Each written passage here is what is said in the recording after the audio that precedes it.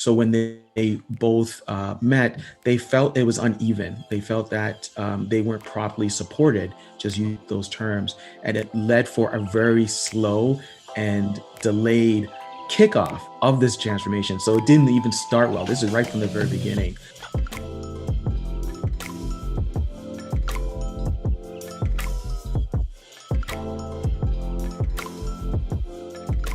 All right, cool. So I know that both of us have been and seen a lot of digital transformations happening, or intending to happen in the future. And would you agree, Carl? What do you say? Yeah, no, absolutely. There's many obstacles or many examples where digital transformation didn't work as planned, as intended.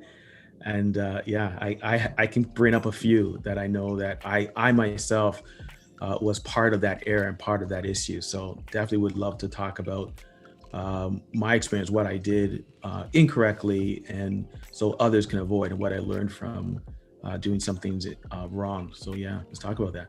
Excellent, cool. And equally as well, I have a lot of scenarios that um, where you can see that this is going to be an issue down the road. And sometimes we're in a position to influence it and steer in the right direction. And sometimes, we've unfortunately had to just watch the train wreck happen. And so equally, I have three key critical things as well that I'd like to share today. So how about we go back and forth and we share your three and my three, and we share them with our audience. For sure, for sure.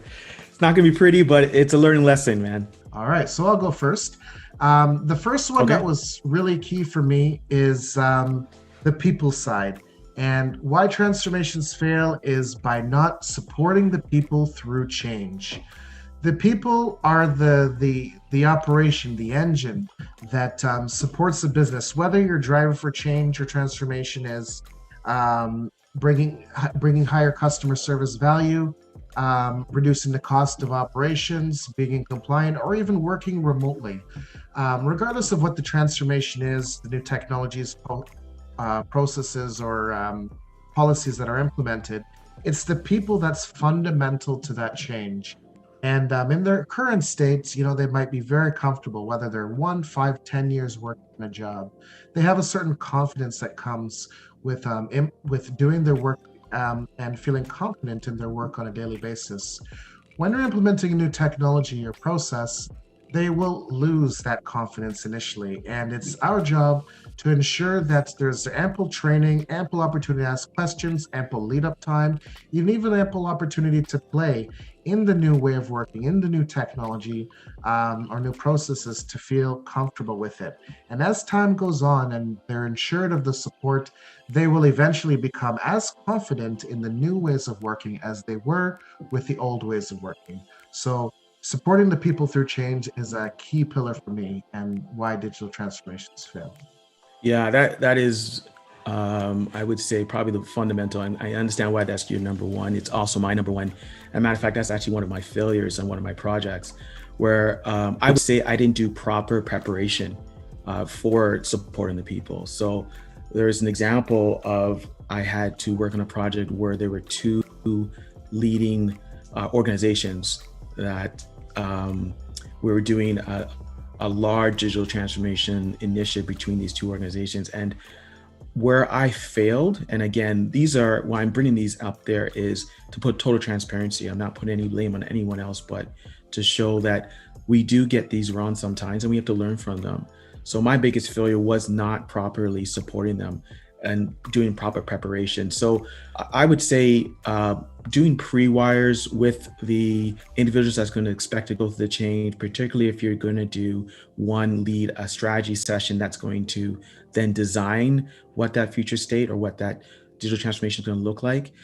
There should be proper preparation for that, meaning all the parties involved should know what to expect, some of the methodologies that we're going to go over, some of the terms, and even what the day-to-day world is going to be like.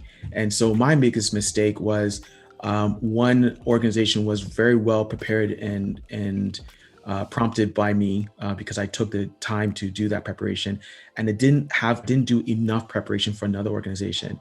So when they both met, they felt it was uneven. They felt that they weren't properly supported, just use those terms. And it led for a very slow and delayed kickoff of this transformation. So it didn't even start well. This is right from the very beginning. Mhm. So in order for you to properly support people that are going through this change, definitely do the prior or the pre-wire, the preparation, all those things that are needed to so that everyone feels that they're going to be supported through the transformation. So that was certainly one of my mistakes I made in the past. Oh yeah, no, that's powerful. That's key. One of the tools that I use from a Mhm. change management perspective is stakeholder impact assessment. And Mm, that exercise has been invaluable, just helping people really understanding the different types of people or stakeholders impacted by the change, and what their current state is and their future state. Just that exercise of assessing everybody impacted by the change has really helped shape strategies and change plans that help people along that journey. So yeah, you mentioned a really yeah, strong that's a one there. yeah, a great, and it's a great tool. You're so right. Now, that's certainly something that we put in place now. But yeah, that's certainly a great way to ensure that everyone is on an even playing field. And if, like you said, if they need a particular way of managing, a particular style for you to manage them, to support them through this, that impact assessment is definitely going to show what those are and how you should be able to manage those people. All right, cool. So moving on to our next item. Another key factor in why transformations fail is by not uh, transforming the data through the process. So Mm, imagine you're a company that's been operating 10, 15, 20, 50 years.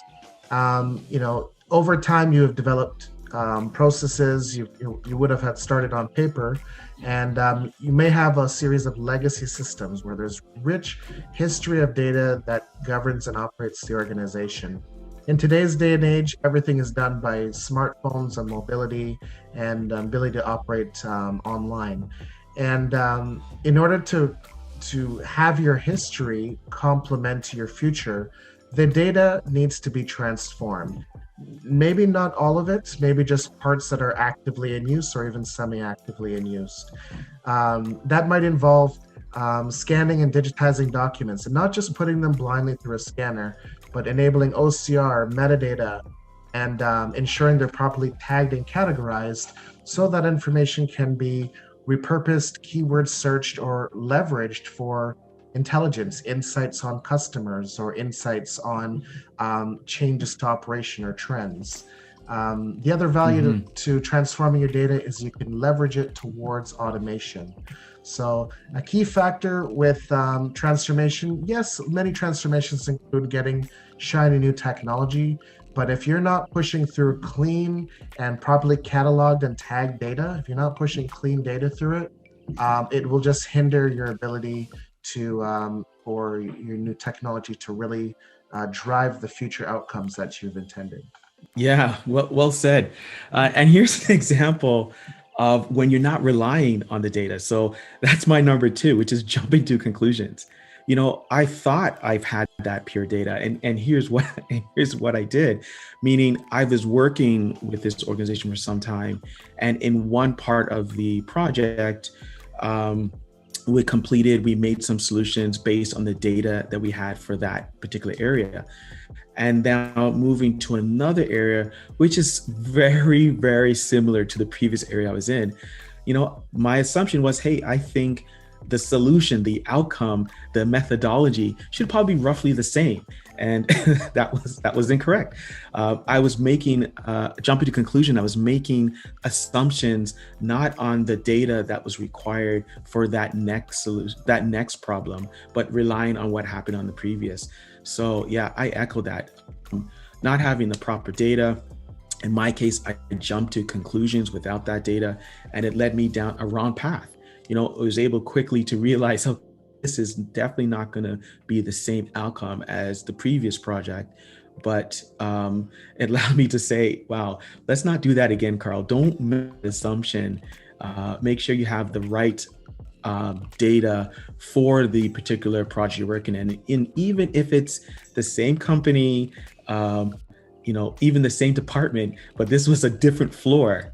It was a Mhm. completely unique solution that I had to come up with. And so, bad for upon myself, I wasn't using the data.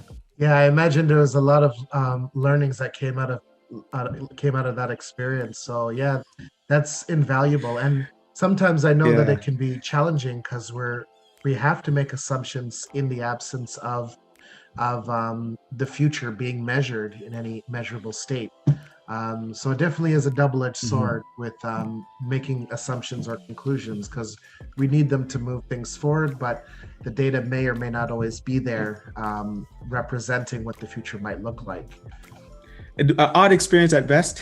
We can Yeah. laugh at it now, but certainly learning that we got in the past. But yeah. Hmm. And All right, another, failure number three. all right, cool. Another key one for me is measuring the process changes. So Okay. it's one thing to recognize that there is a current state or an as is process and a to be process, shameless plug. Mm-hmm. Um, Mm-hmm. but in the beginning, the measurement or your metrics are vital to provide evidence of change or opportunity to further make adjustments to the new process. Take that Mm-hmm. time in Mm-hmm. the beginning to measure how long does our process take from end to end? How long does it take for us to make a widget? Is it a 2 day, a 3 day process? Is it, or even how long does it take to make a hamburger? Is it a 4 or 5 minute thing? And analyze each stage of that process in its current state. Um, and all the areas of potential waste, be it where we're touching something more than once, we're transporting, we're waiting on others to finish their work before we can do our work, or we're even redoing. Measure each and every stage of that process, and might be painstaking, but that initial measurement of the current state is invaluable because when you get to the to be state, measuring how long it takes now, it may not be perfect, but at least you have a benchmark upon which that you can continue to grow, perform, improve the process going forward. And you fast forward after some of the benefits start to be realized of the current state or the new state. Um, you have your measurements to back it. We are 25% faster in this capacity. We've reduced our waiting time from 30 minutes to 10 minutes. Or even one of the projects I just recently completed, where it was over a 2 month process, and through process automation and simplification, we got it down to a 2 day process. So that current state measurement and the future state is vital to Mm-hmm. substantiate the transformation, as well as in the early stages is going to be tough, but at least you have some numbers to back and support why we're making this investment in the future.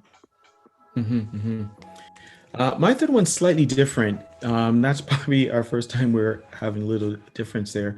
Mine Mhm. is more of a change management perspective. And again, this is just through my experience, maybe different for all, but uh, still the same to call out. My third one was being too rigid. And it seems odd for people that know me for me to talk about this because when I first started out, being trained as a single lean black belt and as is and to be processes and all the things that you mentioned, I was very, very structured. So always do this by the book. But I found out through time from a change manager perspective that um, it did not always support the project where I had to go to the nth degree of certain methodologies. So I found that I had to learn to be flexible where needed. I learned over time that you should have contingencies, have options for those instances because you can't just stop the project because it's not going in a certain method the way you're looking for. So I would say some of my failures was that I was too rigid and not realize that from a change management perspective, there is ways to get around, still accomplish what you're looking to do for your project or your initiative, but be a little bit more flexible and have some options. And just a simple example is where attendance of people that need to be in the room, key individuals aren't able to attend or have to leave suddenly, you still continue with what you need to do. So the process modeling or the decisions. But what I learned was to make these contingency, standing 5-minute meetings at the end of the day. And I would start to schedule it with certain individuals that have to be a part of the decision downward. So that down the road, a decision made and they're also part of that decision, as opposed to we made that decision without you, we're going to continue on, and those individuals feel like they're not fully involved or had their say as part of that decision. So that's a more change management rule. That's probably more personal, but I moved from a more rigid individual when I first started doing these projects to someone that's a little bit more flexible or have at least variable options in preparation for things that won't go as planned. Yeah, no, well said. Does that Well kind of make said. sense? Oh, absolutely. Yeah. Yeah, being a Six Sigma black belt myself, there's very structured processes in there, and we both know the value if we stick to it religiously or Yes. faithfully. So I totally understand that. Um, yeah, I too have also been in that mindset too. In the context of project management, I used to manage the majority of my projects as waterfall, and also being a Six Sigma, a Scrum Master. I now rely more on a agile methodology. So in place of that waterfall style, I work in increments, and I see the progression towards the future more as a wave than a structured series of boxes. Yes. And that's helped me be more flexible in how quickly or how responsive I am at different stages within the change that people are going through. And, really just balancing out where they are in their understanding of the future, understanding of the change itself, support structures that need to be put in place to help them be successful. So yeah, I couldn't agree with you more. Being too rigid has hurt me in the past too, and it's helped me make my style a lot more flexible and agile. Yeah, and great words, great terms, because that's certainly where we've gone to now. Definitely a lot more agile and more easygoing with respect to it's not going to be perfect, but we got to try and do something. We need to at least implement and see the results. Mm-hmm. So, have any concluding words for why the top reasons why digital transformations fail? I don't want to put it out there and say that failure is inevitable, but we need to be prepared that we're going to learn from some transformations that are not going to go as well as planned, and we should be able to expect that. But what we learn from that, what we take that responsibility of saying, yes, I was in place in this, I was involved in this, and learning from that and then pivoting. I think we should be going this with our eyes wide open and not make the assumption that it's going to be easy and successful 100% of the time. I'm not sure if anyone believes that, but I think these components that we have identified, if we can, since we've learned from that, if you guys can avoid those type of mistakes in your projects going forward, it will make it that much more successful. I'm not sure if you could just sum this up very quickly as a soundbite on your end. Well, if you want to see the future, you look in the past is my motto. Fail if you're going to fail fast, but be bold in your vision of the future, and just position yourself to be flexible for adjustments to be made, and ultimately you will find your way to a successful transformation. I love that. I love it. Cool. Fail fast. Love that. I'd also be interested to hear from others what were some of their biggest failures that contributed to a less than successful outcome and what they did to counter it. All right. Well, catch you on the flip side. Thank you, everyone. All right, sir. Cheers.